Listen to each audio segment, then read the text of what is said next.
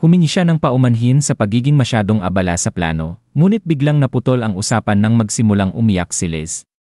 Napuno siya ng emosyon at sinabi kung gaano siya kasaya na ligtas na nakabalik ang lahat, si Touka, Mimori, Seras, ang kanilang mga alagang halimaw, at higit sa lahat, si Eve.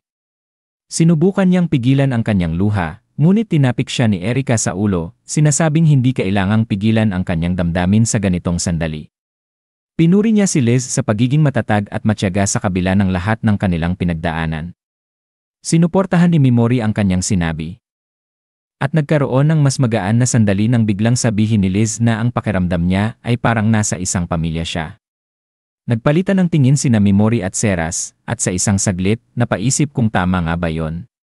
Sa huli, sumang-ayon silang maaaring totoo ang nararamdaman ni Liz. Kinagabihan, nakatayo si Eve sa balkonahe, tahimik na nakatingin sa malayo. Lumapit sa kanya si Mimori at tinanong kung maaari silang mag-usap. Humarap si Eve, nagtataka, ngunit nang bumukas ang bibig ni Mimori, sinabi niyang aalis na siya kinabukasan. Una, tumango si Eve sa kanyang sinabi, ngunit itinuloy ni Mimori ang kanyang pahayag, hindi lang basta pag-alis, kundi pansamantalang pagtatapos ng kanilang paglalakbay ng magkasama. Nanlaki ang mga mata ni Eve sa pagkagulat, hindi handa sa biglaang desisyon ni Mimori, habang ang bigat ng kanyang sinabi ay tuluyang lumubog sa kanyang isipan, at dito nagtatapos ang chapter 58 ng Failure Frame. Patuloy lamang po sa pagsubaybay at maraming salamat.